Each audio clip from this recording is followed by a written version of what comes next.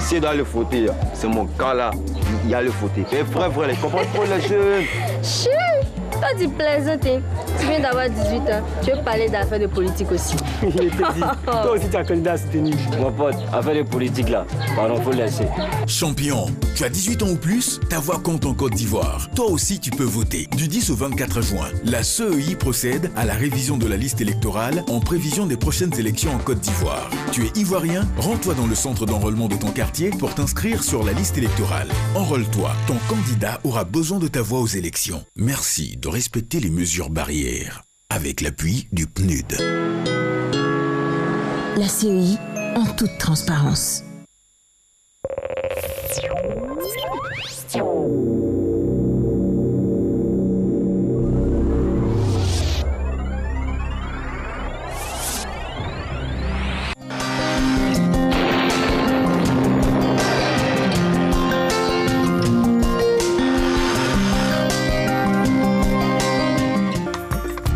Mesdames et messieurs, bonjour. La matinée sera nuageuse sur les régions du sud forestier et du littoral avec de faibles pluies. Dans le reste du pays, on observera un temps partiellement nuageux et progressivement ensoleillé.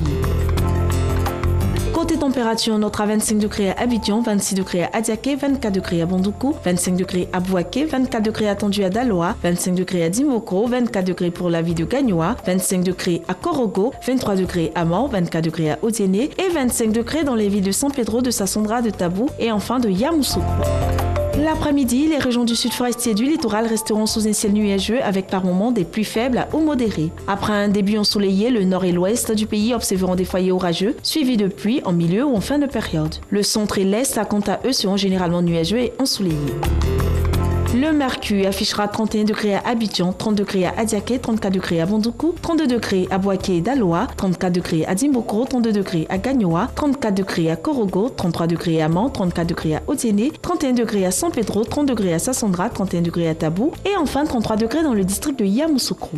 La saison pluvieuse a atteint son pic d'activité. Nous exhortons la population à beaucoup plus de vigilance. Très bonne suite de programme et excellent début de semaine à tous.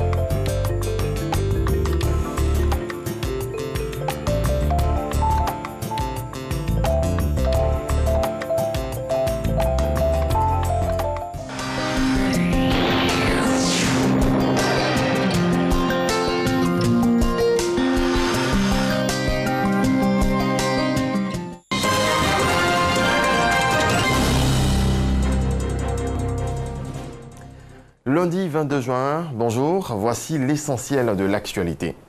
Dans près de 4 mois, les quartiers de la ville d'Adzopé non encore électrifiés le seront. Les travaux d'extension du réseau électrique de cette localité ont été lancés hier par le ministre du Pétrole, de l'Énergie et des Énergies renouvelables, Francis Boifou. Ces dernières années, le gouvernement a engagé 4 projets d'extension et de renforcement du réseau électrique dans le département d'Adzopé. Le gouvernement a décidé de faire plus. Et la cérémonie qui nous réunit ce jour en est la preuve. Elle porte sur le lancement de 2 projets majeurs d'un montant total de 2,2 milliards de francs CFA. Ces travaux que nous lançons aujourd'hui seront achevés au cours du mois d'octobre 2020. Ces travaux qui viendront renforcer le réseau existant avec la pose d'environ 1500 poteaux et lampadaires. C'est un peu plus de 50% du nombre de poteaux que vous avez déjà ici dans le département d'Adzopé. Nous apprécions le programme du gouvernement qui tend à mettre de l'énergie dans tous nos quartiers à Adzopé. Merci aux autorités. Ces projets permettront d'améliorer le cadre de vie des populations en fournissant de l'électricité à plus de 5000 nouveaux abonnés, soit environ 10% de la population d'Azopé. Sous l'autorité du Premier ministre Amadou Gon Coulibaly, j'ai le plaisir de vous annoncer que les 2 localités non encore électrifiées du département d'Azopé, notamment la localité de Mafamafou et la localité de Mopé, seront électrifiées avant la fin 2020. Avec ces travaux, le taux de couverture ici, dans le département d'Azopé, sera de 100%. Le secrétaire général de la présidence de la République, par ailleurs, président du conseil régional de Lamé, se félicite des projets initiés dans la région de Lamé. On a obtenu au cours de ces 10 dernières années, en matière de développement de tout ce qui est infrastructure, de bien-être pour les populations, plus qu'au cours des 40 dernières années. Nous avons la chance d'avoir un président qui tient ses promesses. Donc sur le terrain, ça nous facilite la tâche auprès des populations. Patrick Hachi invite les populations à préserver la paix et le vivre ensemble dans la région de Lamé.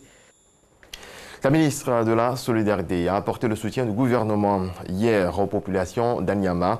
Les récentes pluies diluviennes, vous le savez, ont endeuillé la commune. On dénombre 16 morts, 5 disparus et 52 familles sinistrées. Le point de Alexis Ouedraogo. Ce sont les survivants du drame d'Anyama. 4 jours après la coulée de boue qui a endeuillé la commune, ils restent hébergés entre églises et mosquées. Ce dimanche, la ministre de la Solidarité et de la Cohésion sociale, Mariatou Koné, leur a réaffirmé le soutien du gouvernement. Yakou Anyama, Yakou aux familles sinistrées, union de prière pour le repos de l'âme des défunts et prions pour la santé des personnes qui sont blessées.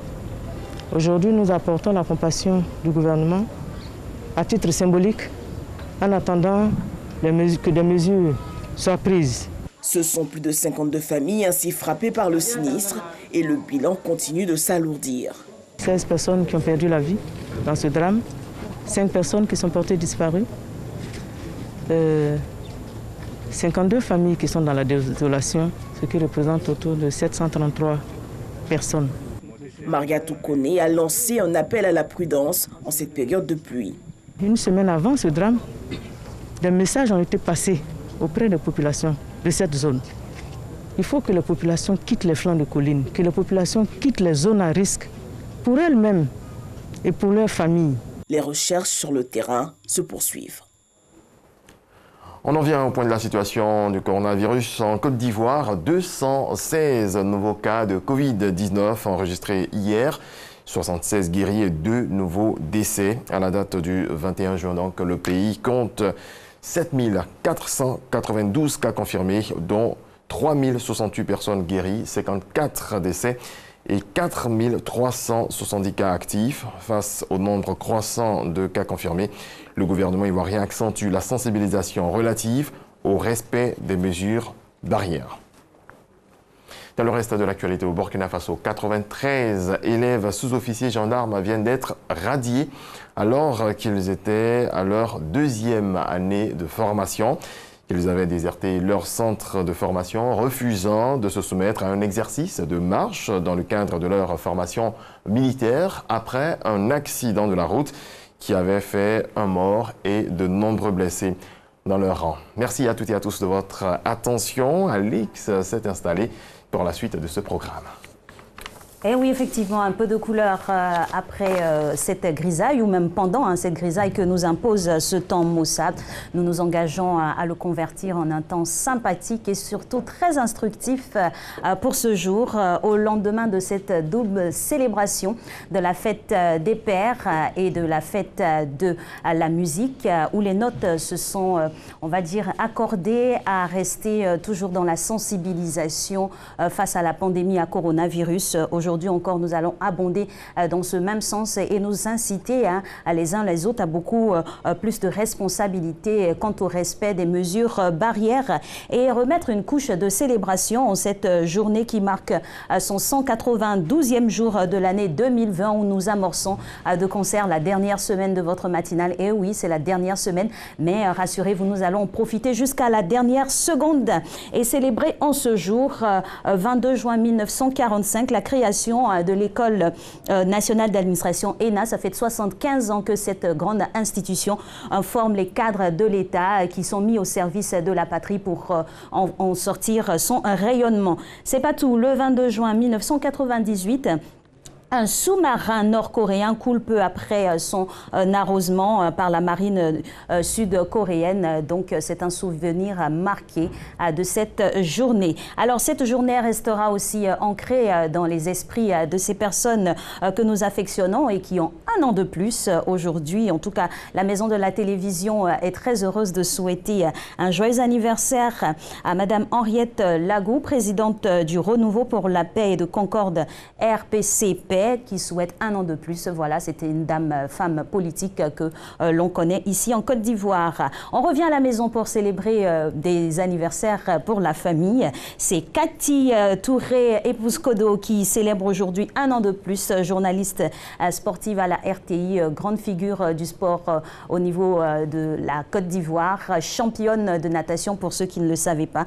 Et puis, elle sert depuis maintenant plusieurs années au sein de la Maison Bleue, à l'instar de ceux qui vont suivre également. C'est vrai qu'on n'a pas forcément leur image, mais on leur adresse un joyeux anniversaire à notre cher directeur de la production, Monsieur Cissé Insa, nouveau papa pour la première fois. Voilà, il est papa aussi, donc bonne fête des pères combinée à son anniversaire. À lui aussi, joyeux anniversaire, Monsieur Isaac Dosso de la matinale Les Matins d'Isaac du côté de Fréquence 2, qui a un an de plus également. Joyeux anniversaire à toi, cher collègue, et puis félicitations pour ce que tu sais. Bel anniversaire à toi.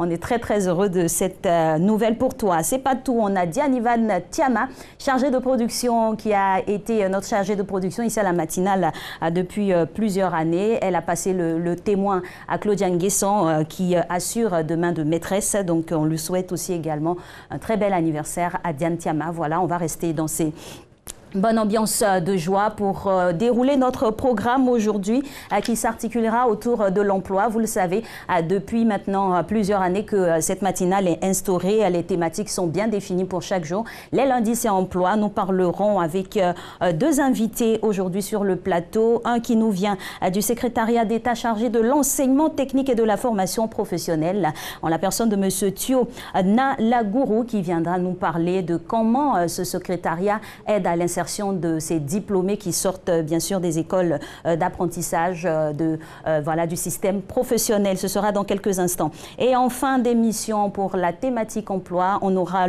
l'immense plaisir de recevoir Madame Rufina Ritchie, qui est experte en gestion relations clients, pour nous parler d'une quatrième révolution, on peut la citer ainsi, comment gérer la conduite du changement avec le digital. Tout un programme à suivre dans votre matinale qui se décline tout de suite avec sa première capsule avec le coach Diabaté, vous le savez.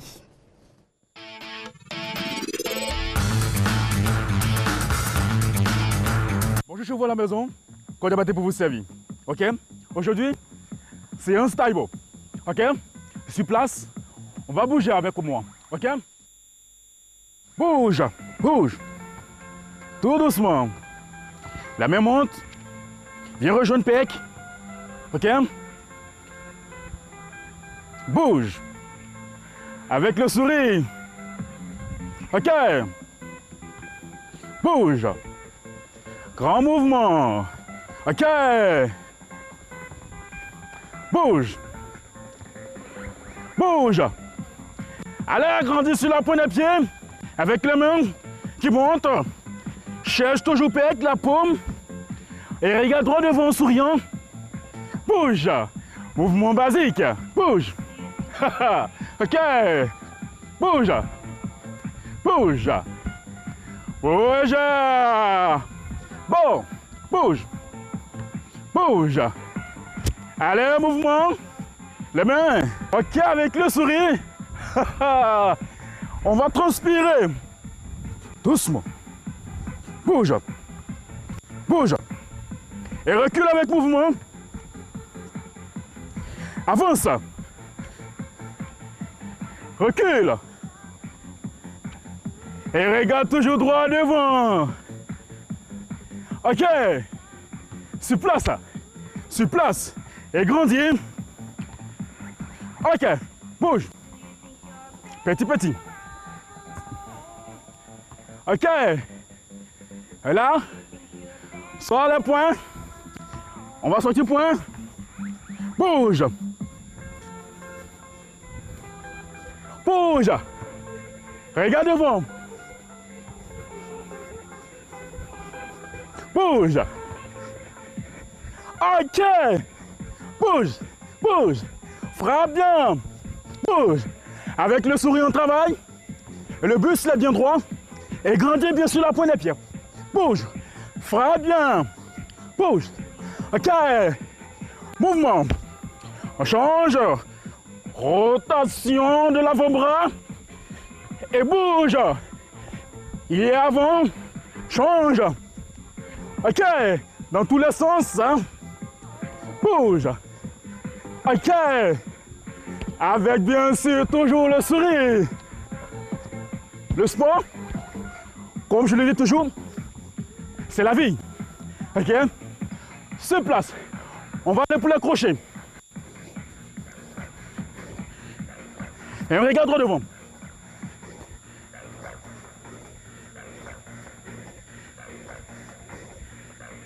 Avec le sourire.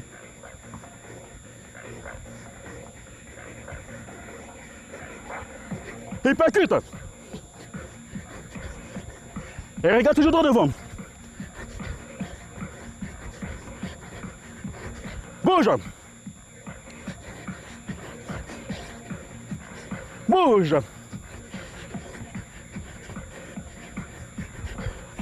Et récupère. Ok. Le sport c'est la vie, je vous dis toujours. Ok. Là.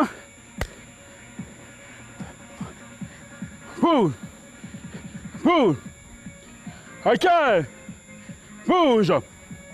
Bouge. Continue. Bouge. Bouge. Continue. Bouge. Bouge. Continue. Ok. Change d'orientation. Posture la même. Deux. Go. Bouge. Bouge. Continue. Bouge. Ok. Continue. Bouge. Bouge. Bouge. Bouge. Bouge. Bouge. Bouge. Et récupère. Ok. Grandis sur la pointe des pieds. Grandis. Grandis. Ok. Félicitations à vous. Ok. À bientôt pour une prochaine séance. Sur ce, portez-vous bien. Le sport c'est dur, c'est difficile, mais c'est vital. Bye bye. Merci infiniment au coach Diabaté pour ce petit voyage au niveau de cette discipline sportive qui nous vient depuis les années 1980, créée par Billy Blacks, qui est un acteur très connu. Cette discipline allie la boxe et le taekwondo. Ce matin, c'est très utile pour se donner de l'énergie. Et une énergie, lui, il en a à revendre. Il est là depuis que le marathon a démarré en octobre 2019. On poursuit l'année avec lui et même on terminera la saison toujours en sa compagnie avec beaucoup de bonheur. C'est M. Renaud Kobia pour vous dans la revue de presse.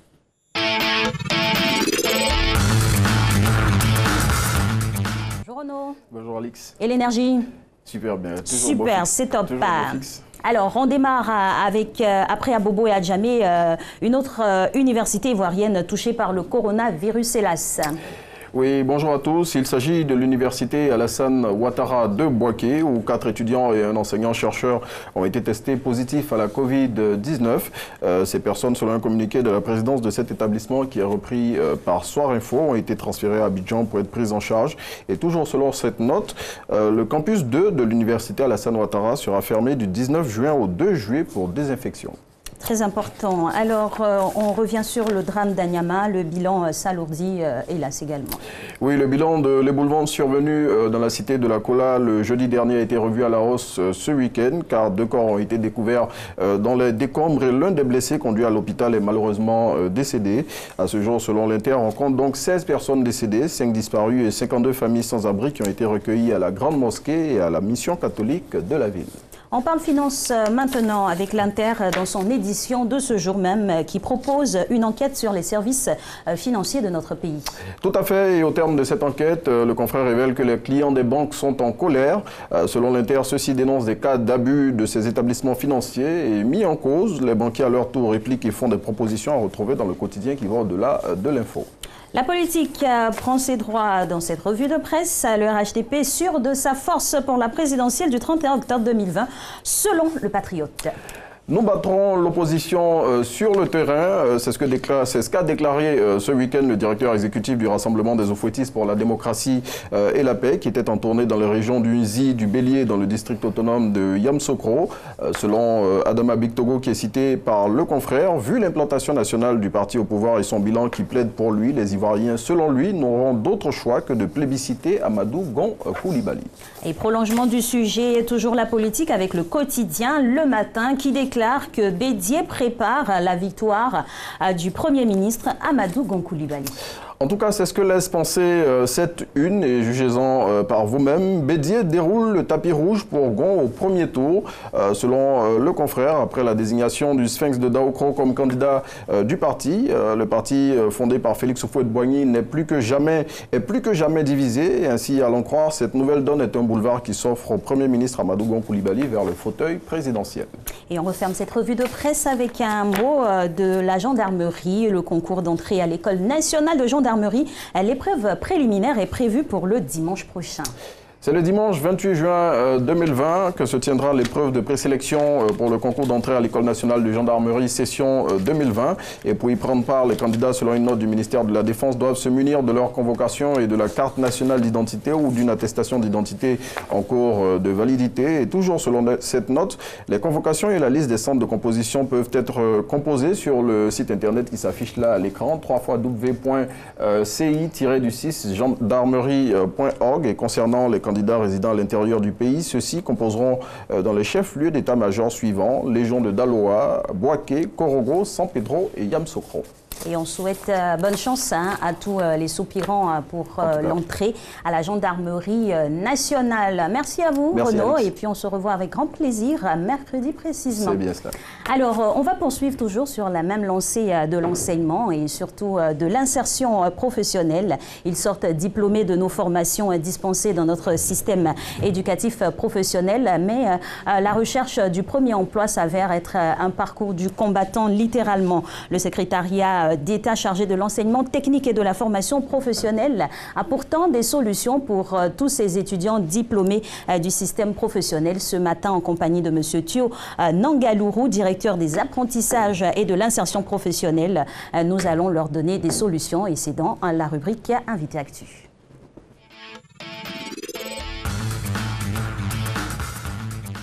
Bonjour Monsieur Thio. Bienvenue. Merci beaucoup. Alors, vous êtes du secrétariat d'État chargé de l'enseignement technique et de la formation professionnelle, au risque de nous répéter. C'est un secrétariat qui est tout jeune. Vous pouvez nous rappeler ici ses missions? Oui, ce secrétariat, c'est le secrétariat d'État auprès du ministre de l'Éducation nationale, de l'enseignement technique et de la formation professionnelle. Sa mission, c'est donc de former, de s'occuper du volet enseignement technique et formation professionnelle. Donc de former les jeunes Ivoiriens aux différents métiers pour qu'ils puissent être une main-d'œuvre à la disposition de l'industrie, de tout le dispositif de production ivoirien. Donc ce qui fait que nous avons une grande mission, développer les compétences dans tous les secteurs d'activité, tous les métiers qui peuvent être exercés sur l'étendue du territoire. Justement, votre secrétariat est pourvoyeur d'emploi pour ces différentes structures-là. Quelles sont les filières et les diplômes que l'on obtient à l'issue des formations? Je dirais que nous avons un certain nombre de formations qui débouchent sur l'obtention d'un ensemble de diplômes. Le plus petit diplôme qui sanctionne les formations de courte durée, c'est ce que nous appelons le CQP, le certificat de qualification professionnelle. D'accord. Ce sont des formations qualifiantes de courte durée. Vous avez aussi le CAP, le certificat d'aptitude professionnelle, on dirait qu'il y a le niveau où rentrer avec le niveau 5e. Voilà, en termes d'équivalent, même si l'équivalent n'y a pas, c'est comme le PPC. Très bien. Voilà, et puis vous avez donc, à côté de ce diplôme, vous avez le BEP, le brevet professionnel, le BEP, le brevet d'études professionnelles, qui sont des diplômes intermédiaires pour arriver au BT, le brevet des techniciens, qui est en quelque sorte l'équivalent du bac, mais bon, même s'il n'y a pas d'équivalence en tant que tel. D'accord. Puisque ce sont des diplômes destinés à l'emploi, exercer un métier. Justement, voilà. J'allais en venir, la différenciation à faire entre les diplômes obtenus du cursus dit classique et ceux du cursus professionnel se situe où? La différence se situe au fait que les diplômes de l'enseignement général, ce sont des diplômes d'éducation destinés à la poursuite, à l'acquisition des connaissances. Mais les diplômes qui sont acquis à la formation professionnelle, ce sont des diplômes d'acquisition de compétences, de connaissances pratiques, techniques et professionnelles, donc pour l'exercice d'un métier. Donc ce qui fait le distinguo. Donc c'est des diplômes prêts à l'emploi. Prêts à l'emploi, destinés à l'entreprise, destinés au milieu productif. Donc, je dirais du prêt à porter pour les entreprises. D'accord, c'est du prêt à porter pour les entreprises, mais est-ce que ces formations-là sont en adéquation avec les demandes du marché et les offres? Bien sûr, il y a aujourd'hui ce dispositif est là depuis les années 60 qui fournit la main-d'œuvre aux entreprises. C'est vrai qu'il y a des métiers nouveaux qui naissent et le dispositif essaie de s'adapter à ces nouveaux métiers chaque fois, mais il faut reconnaître que ce dispositif joue son rôle. Il a sa place, il continue d'alimenter les entreprises avec l'ensemble des compétences qu'il faut. Il est en train de s'ouvrir aujourd'hui aux nouveaux métiers qui sont l'énergie solaire, un certain nombre d'énergies renouvelables. Il y a tout un secteur d'activité qui est en train de se développer et auquel ce dispositif est en train de s'ouvrir. Donc il faut dire que ce dispositif a sa place. D'ailleurs, il y a le partenariat avec le milieu professionnel est si fort qu'aujourd'hui, tout ce qui se fait dans les établissements se met en formation, en adéquation avec les entreprises. C'est-à-dire on se met d'accord avec les entreprises avant de dispenser dans les établissements. Donc c'est comme des formations à la demande pour le secteur de l'emploi. Il ne devrait donc pas y avoir de difficultés pour l'insertion des diplômés, mais quand même on a quelques points qui sont difficultueux, si on peut le dire ainsi, pour l'insertion des jeunes diplômés. C'est quoi ces difficultés en somme? Il faut dire que il y a une question de structuration de l'économie qui est à forte dominante informelle, donc il y a un certain nombre de choses. Il y a aussi la faiblesse du tissu d'entreprise. Le nombre d'entreprises pour embaucher toute cette masse, vous savez, la population ivoirienne a près de 75% jeunes. Oui. Et ce sont des jeunes à former. Ce sont des jeunes, c'est une main-d'œuvre à former et à insérer. Donc ce qui fait que la difficulté réside à un certain nombre de niveaux sur l'organisation même de l'économie. Mais nous, aujourd'hui, avec le secteur productif, nous avons réussi à organiser ce secteur-là de telle sorte que vous avez donc 13 branches professionnelles qui vous permettent aujourd'hui de calibrer l'ensemble de nos formations sur la demande. Et donc, c'est un élément important et qui nous aide à résorber un peu cette masse de jeunes qui ont les diplômes et qui essaient de s'insérer. Et nous sommes là aussi avec en tant que responsable de l'insertion professionnelle au niveau du secrétariat d'État. Nous essayons de mettre un ensemble de programmes en place chaque année pour pouvoir aider cette jeunesse-là à trouver un emploi. Ces programmes-là nous intéressent. Comment ils se déclinent, vous qui êtes chargé de l'insertion pratique de ces diplômés-là? Quelle est votre stratégie pour leur trouver un emploi ou pour qu'ils même se mettent à leur propre compte avec l'organisation que vous avez mis en place? Bon, nous avons un dispositif qui est mis en place, qui est géré depuis l'établissement, un dispositif de suivi de nos diplômés. Et la première mission de ce dispositif, c'est d'assurer un peu la traçabilité de nos diplômés. Un diplômé qui sort de nos établissements, vous avez un secrétariat exécutif aux relations formation, emploi, qui est chargé donc de développer le partenariat avec les entreprises. Et donc qui aide le formé depuis l'école à trouver d'abord un stage et ensuite, après sa formation, à trouver tout ce qui a comme piste d'insertion. Alors, au niveau de l'établissement. Et ce dispositif est coordonné au niveau national par la direction que nous avons l'honneur de diriger, la direction de l'apprentissage et de l'insertion professionnelle. Et donc, nous avons chaque année des enquêtes périodiques qui permettent de savoir quelle est la situation professionnelle des diplômés. La première enquête que nous menons, c'est 9 mois après. Nous essayons de voir quelles sont, après toutes les activités d'orientation professionnelle que nous faisons, quels sont ceux qui sont insérés et quels sont ceux sur qui il faut faire un focus. Donc, ce qui fait qu'au bout de 9 mois, nous savons quels sont ceux qui sont en entreprise privée, qui sont embauchés avec des CDD, des CDI, quels sont ceux qui sont encore en stage pré-emploi. Vous savez, en Côte d'Ivoire, il y a une propension à la répétition des stages sans fin. Et puis, vous avez aussi ceux qui ne sont pas encore embauchés. Donc, ceux qui n'ont pas de situation à cette étape-là, nous essayons de les regrouper et de faire un focus sur eux. Et donc, nous avons donc signé très récemment, la semaine passée, un partenariat avec l'Agence Emploi Jeunes, une convention cadre. Donc, nos deux départements se sont entendus.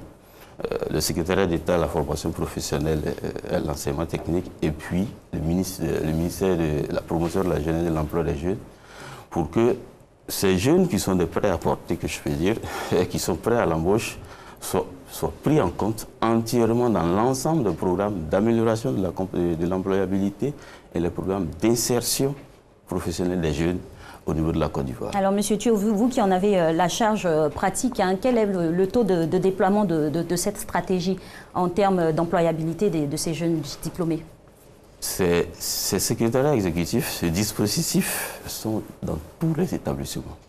Ces secrétariats exécutifs aux relations formation-emploi sont animés par des adjoints au chef d'établissement, donc des sous-directeurs d'école qui ont pour mission donc de signer tout ce qui est partenariat, d'orienter les jeunes, les diplômés aussi bien en formation et en fin de formation, vers les différentes offres d'emploi que nous mettons sur au-delà des offres d'emploi, pour l'emploi direct.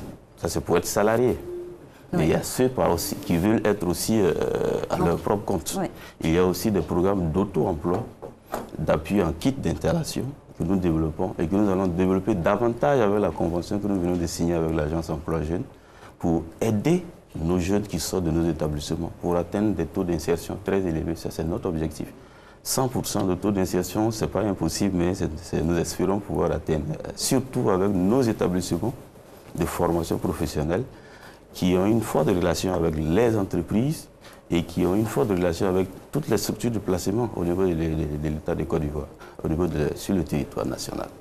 C'est très important cette synergie et cette convergence de tous ces secteurs-là pour pouvoir offrir du travail aux jeunes. Mais le point au niveau des chiffres, comment vous situerez les chiffres au niveau de l'insertion pratique et concrète de vos diplômés? Il faut dire que ces chiffres, quand nous avons commencé l'exercice d'assurer la traçabilité de nos diplômés, ces chiffres n'ont pas toujours été bons. Le constat était que à peine 9 mois après, vous avez au début, vous avez un tiers des jeunes qui étaient insérés, avec des emplois formels. Les autres étaient encore en stage pré-emploi, d'autres étaient en des petits boulots. Donc ce qui fait que l'objectif aujourd'hui, c'est d'améliorer ce taux d'insertion, au-delà des 36%, d'aller à 40, à 50, à 60% ce taux d'insertion, dans des emplois formels. La difficulté, comme je l'ai dit, le tissu économique étant assez informel, nous avons des difficultés d'avoir des emplois assez stables. Et c'est quoi l'alternative que vous proposez? C'est l'auto-emploi. Nous travaillons beaucoup au développer des auto-emplois. Et le secrétaire d'État a un projet qui lui tient à cœur aujourd'hui et qui nous a tous mis en mission et qui aujourd'hui est une solution que nous sommes en train de développer. Il s'agit d'installer des incubateurs dans les établissements. Très bien, ça nous intéresse, on va y revenir juste après la pub.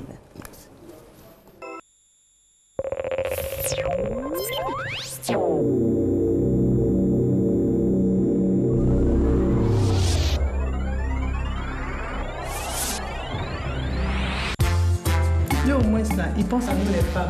Donc, je vais le soutenir jusqu'à... Mon mari hésite encore, mais moi, je suis dedans. Tu vas le soutenir en tant que madame Wa ou bien en tant que mademoiselle? Aïe, elle est mariée maintenant, mais c'est son candidat. Donc, madame a changé d'état civil et de camp. Voilà ça. Oui, mais... Ma sœur, ton nom à l'état civil a changé. Pense à le changer pour voter. Du 10 au 24 juin, la CEI procède à la révision de la liste électorale en prévision des prochaines élections en Côte d'Ivoire. Rends-toi dans ton centre d'enrôlement pour mettre à jour tes informations. Tu peux aussi le faire en ligne via le site www.cei.ci et fais aussi entendre ta voix aux élections. Merci de respecter les mesures barrières avec l'appui du PNUD. La CEI en toute transparence. Être handicapé ne veut pas dire que tu dois subir la vie politique. Tu as ton mot à dire pour le choix de ton futur président. Inscris-toi sur la liste électorale pour voter le candidat de ton choix. Ton vote est ton droit. Demain, pour qu'on te considère, va exercer ton droit en t'inscrivant sur la liste électorale. Ceci est un message du Comité national des personnes en situation de handicap pour les élections.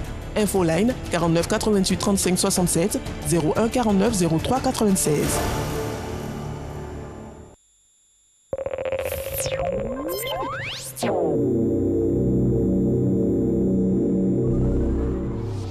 Et voilà, nous sommes de retour sur le plateau de Matin Bonheur, toujours en compagnie de Monsieur Thio Nangaloukhou, directeur des apprentissages et de l'insertion professionnelle au secrétariat d'État chargé de l'enseignement technique et de la formation professionnelle, avec qui nous planchons sur le cas de l'insertion des diplômés du secteur professionnel. Il en était à l'étape de la stratégie, même au niveau de l'auto-emploi pour ces jeunes diplômés-là. On vous écoute, monsieur. Oui.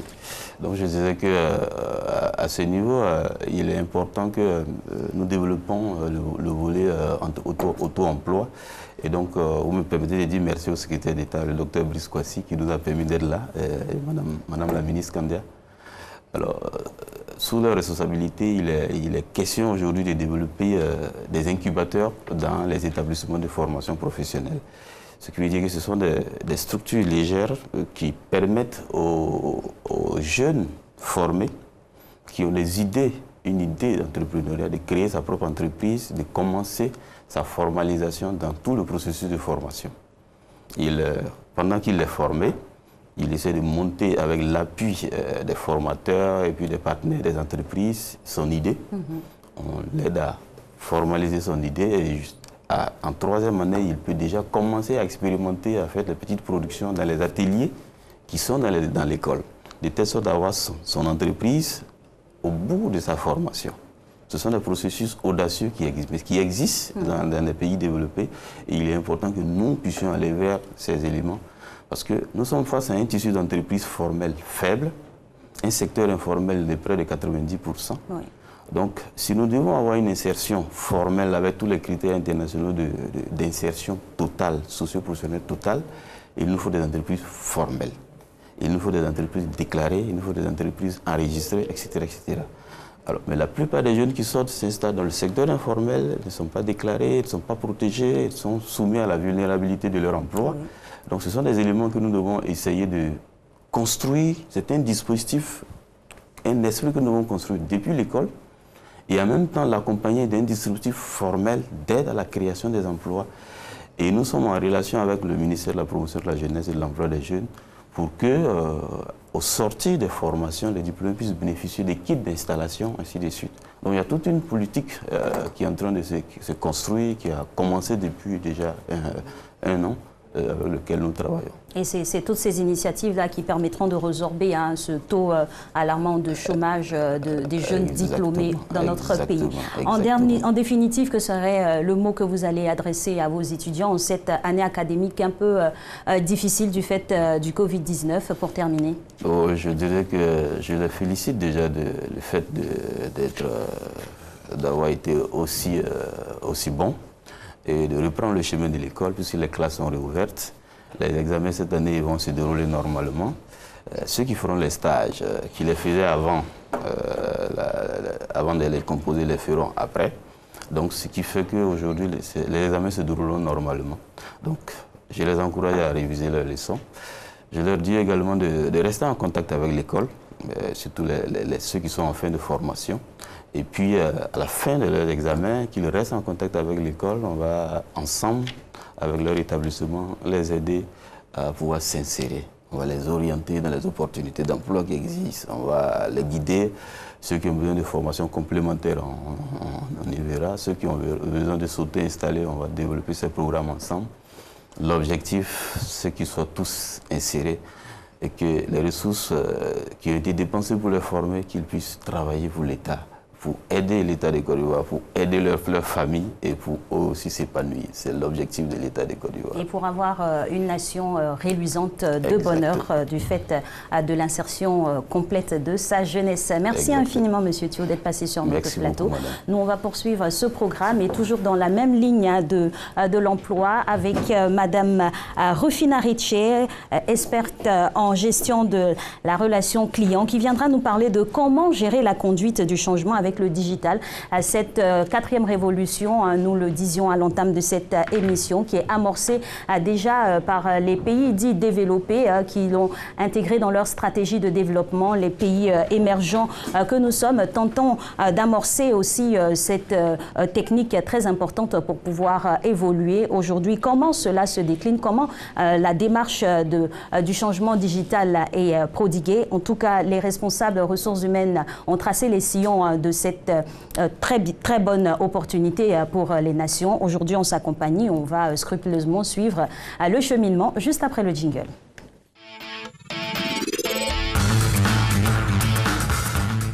Bonjour madame. Bonjour. Bienvenue sur le plateau de Matin Bonheur. Alors aujourd'hui, on se transpose dans un univers futuriste, à savoir le changement en tout cas la conduite au changement via le digital. Déjà, comment il s'opère ce changement-là?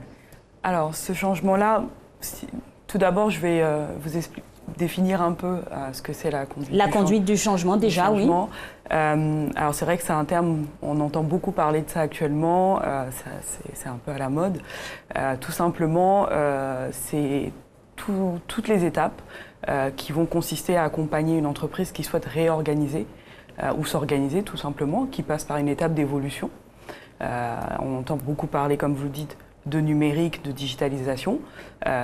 C'est tout simplement la phase où l'entreprise va passer du papier au numérique, parce qu'il entame une phase d'évolution, de changement au sein de ces organisations. Alors, demander son utilité serait un peu, on va dire, désuet, parce que c'est clair que le digital a démontré, à l'instar de toutes les évolutions que nous voyons ça et là dans le monde, sa pertinence.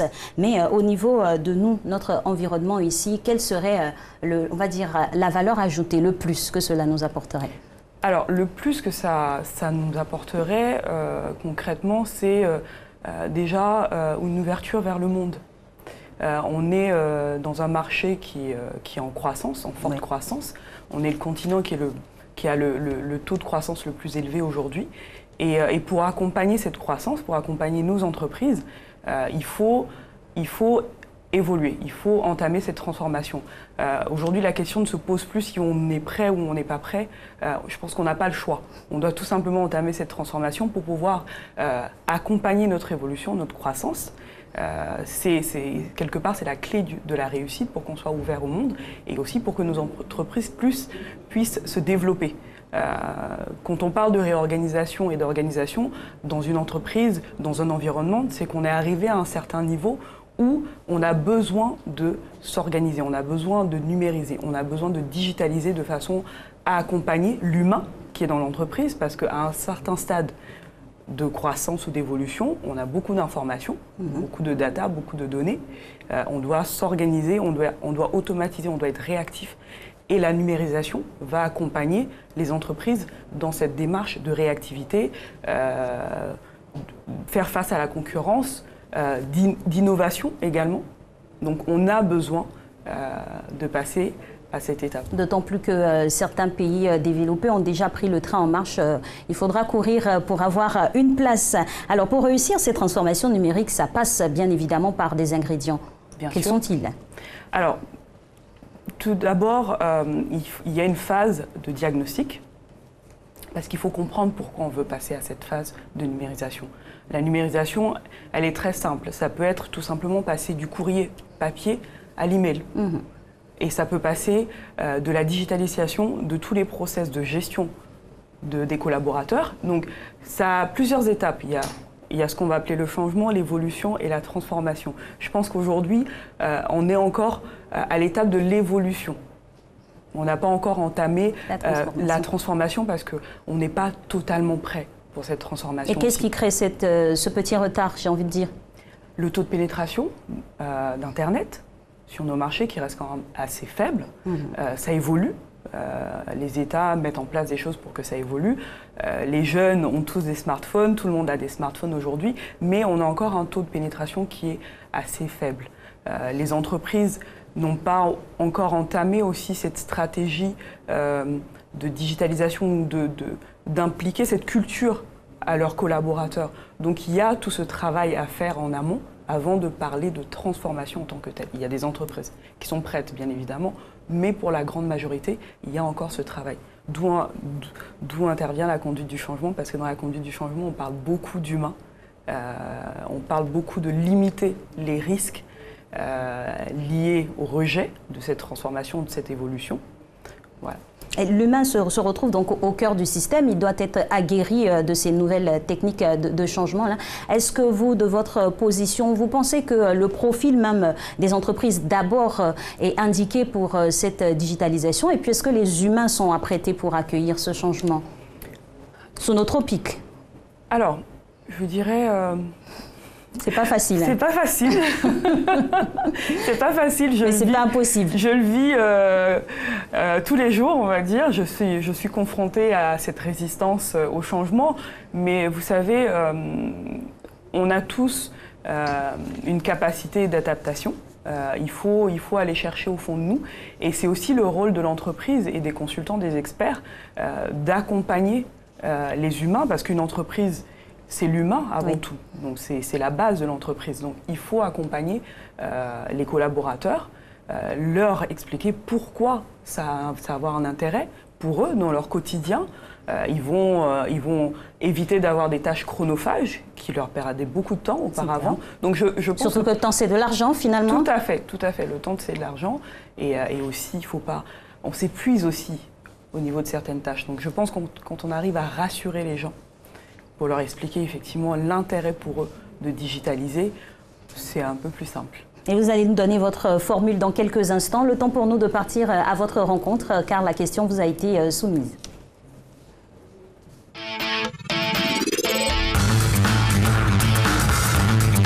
Via le digital, les gens peuvent être amenés à changer, en ce sens que le digital actuellement captive notre attention à travers les images qui sont projetées sur nos écrans, nos petits écrans, je vais dire. Et donc, il y a aussi les éléments de sensibilisation qui doivent être véhiculés via le digital, d'éducation, à travers donc, des émissions, des débats, des micro-trottoirs comme on le fait maintenant, et surtout des messages de sensibilisation diffusés donc, à travers des spots. Premièrement, il va falloir faire comprendre aux sujets, aux utilisateurs du digital, que les réseaux sociaux, les NTIC et autres, ont un avantage, mais aussi ont des conséquences, ont des inconvénients lorsqu'ils sont mal utilisés. Aujourd'hui, on parle des fake news. Il y a une situation sanitaire qui prévaut dans le pays. Et malheureusement, nous avons de fausses informations qui sont diffusées via les réseaux sociaux, via Internet, qui ne sont pas forcément vérifiées. Et donc, si la population était suffisamment informée, suffisamment formée sur l'usage, l'utilisation des réseaux sociaux, je pense que cela pourrait contribuer à faire évoluer la société, à faire évoluer la vie communautaire sans toutefois virer au pied, sans toutefois virer dans les conséquences, dans la dimension néfaste de l'utilisation du digital. On devait plutôt regarder le côté positif du digital et s'en servir que d'utiliser son côté négatif qui nous pervertir vers la fin. Cela devait se traduire, selon moi, par la sensibilisation, amener les gens à savoir que le digital il est nécessaire pour notre évolution, je dirais, intellectuelle. Alors donc, il faut l'utiliser pour véhiculer des messages qui sont vrais. Il faut l'utiliser pour apporter un plus à chacun et à la société. Voilà, mot-clé à savoir côté positif, c'est indéniable, tout le monde s'accorde à dire que c'est positif d'amorcer ce changement digital. Là, on a l'évolution et même la révolution du fait de pouvoir s'approprier cette nouvelle technologie. Mais vous qui êtes au cœur des entreprises, comment sa mise en place se passe? Alors, on va identifier trois grandes phases. La première phase, c'est la phase de diagnostic. Parce qu'il faut comprendre pourquoi on veut mettre en place cette transformation. C'est important pour avoir les objectifs clairs, où on veut aller, comment, évaluer les risques, les impacts, etc. Donc toute cette phase-là est primordiale avant de débuter ou d'entamer cette transformation. Ensuite, on va avoir la phase d'action. Donc la phase d'action est une phase très importante. C'est la phase où on va impliquer l'humain, on va l'informer, on va le faire participer, adhérer, lui montrer l'intérêt de cette transformation. C'est une phase qui va faire tout le changement, parce que c'est à cette phase-là, finalement, qu'on va limiter les risques de rejet de cette transformation. À ce niveau-là, quelle est la physionomie du terrain? Bah, écoutez... Ce n'est pas tous les jours facile, parce qu'il y a beaucoup d'idées reçues sur la transformation, il y a beaucoup de peur, je vais dire, parce qu'on parle beaucoup de... on a l'impression qu'on va perdre son emploi, quand tout va être digitalisé. On a peur de la robotisation. On a peur aussi peut-être d'être en face de sa carence. Exactement, exactement. Mais le rôle de l'entreprise et le rôle des experts, c'est d'accompagner à travers des formations. Donc impliquer, donc c'est d'où l'importance d'impliquer les collaborateurs, créer des équipes de pilotage qui vont accompagner l'entreprise, le consultant dans la stratégie, dans la mise en place de cette transformation. Donc aujourd'hui, il n'y a pas à avoir peur, il n'y a pas à s'alarmer. Il faut tout simplement intégrer cette nouvelle manière de penser là, avec une pédagogie qui va avec et qui est gérée au sein des entreprises par les responsables ressources humaines, ou bien quelles sont les entités chargées de créer cette révolution? Alors, toutes les entités sont impliquées d'une façon ou d'une autre. Après, tout dépend de ce qu'on veut réorganiser, parce qu'on parle beaucoup de réorganisation, mais ça peut être une réorganisation globale au niveau de l'entreprise, ça peut être une réorganisation au niveau des ressources humaines, ça peut être une réorganisation au niveau de la facturation. Tous les services peuvent être impliqués, ou peut-être juste un service. Donc, tout le monde est amené, à un moment donné, à s'impliquer dans cette phase de réorganisation. Et aujourd'hui, sur le terrain, nos entreprises, elles sont prêtes à accepter et à amorcer le changement? Alors moi, je ne poserai pas la question comme ça, si je peux me permettre. Comment? Dites-moi. Tout simplement parce qu'on n'a pas le choix. On doit être prêt. On a eu le cas récemment avec la Covid-19. Oui. La Covid, on ne sait plus. La Covid-19, on n'a pas eu le choix. Tout le monde a dû se réorganiser pour s'adapter à cette pandémie. On va être de plus en plus confronté à ça. Malheureusement, c'était lié à une maladie, mais aujourd'hui, c'est tout simplement à la concurrence. Donc, on doit s'organiser, on doit être prêt. Donc, finalement, ça devient une réalité auquel il faut faire face et s'y adonner très rapidement pour être aux normes, on va dire, internationales d'ouverture pour pouvoir faire du profit, car finalement, c'est ça le plus important pour l'entreprise. Exactement, c'est le nerf de la guerre. À la fin de la journée, on doit faire du profit.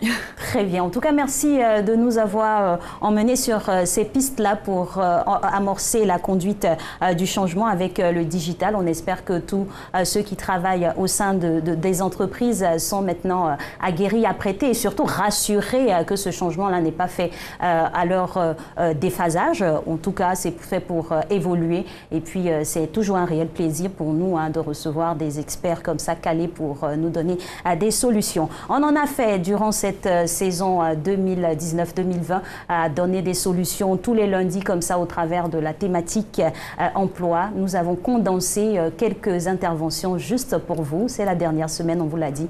Petit potpourri pour vous. Le contrat de travail, en définition simple, c'est un acte de type privé qui lie juridiquement l'employé à l'employeur. Donc, dans ce contrat de travail, il y a les clauses qui vont définir la collaboration entre cet employé et l'employeur. L'employé met son activité professionnelle à disposition de l'employeur qui donne l'autorité à l'employeur sur l'employé. Et en contrepartie, l'employeur lui verse un salaire. Le monde s'est rendu compte que dans la quête du développement économique des pays, il y a l'installation d'activités économiques et financières, donc plus particulièrement celles des entreprises.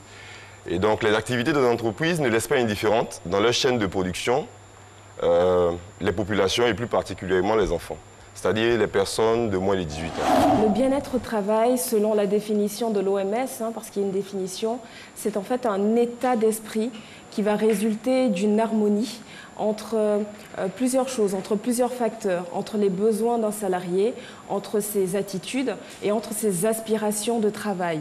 Et de l'autre côté, les réalités du milieu du travail. Le législateur a pris pas mal de dispositions pour protéger la femme, notamment en ce qui concerne l'embauche. Donc, au niveau de l'embauche, le législateur, dans les articles 23 et suivants, donc le législateur encourage l'embauche des femmes en état de grossesse. Notamment, une femme qui est en état de grossesse n'a pas l'obligation de préciser son état de grossesse lors du recrutement. Ce n'est pas une obligation. La pandémie est une situation non seulement inattendue, brutale, et qui a des effets tant sur l'aspect physique que psychologique et même relationnel. Alors donc, au niveau psychologique, bien évidemment, l'individu, les gens vont commencer à développer des réactions de stress, d'anxiété, de déprime. Et ce sont des réactions tout à fait normales par rapport à une situation qui, elle, est anormale. On est obligé de travailler aujourd'hui à distance. Mais dès qu'on parle de travail à distance, on est obligé d'utiliser certaines technologies. Et ces technologies-là ne sont pas toujours bonnes, elles viennent avec des faiblesses parce qu'elles ont été conçues par des hommes. Les pirates informatiques, ce sont des gens alors qui recherchent ces faiblesses-là, soit pour corriger, et alors on parle de pirates informatiques ou bons pirates, et on parle aussi de ceux qui utilisent ces faiblesses à mauvais escient pour détruire, là on parle de cybercriminels. En tout cas, plusieurs programmes ici égrenés dans cette matinale et durant cette saison. Nous allons les passer en revue comme ça durant toute cette semaine pour les thématiques définies au jour. Et après notre départ encore, on sera là, ne vous inquiétez pas, avec les rediffusions. Merci infiniment Madame Ritchie d'être passée ce matin sur notre plateau. Et merci aussi à tous ces responsables ressources humaines qui ont défilé sur le plateau de Matin Bonheur pour partager de leur savoir avec vous, chers téléspectateurs, à qui je souhaite une belle journée. Au revoir.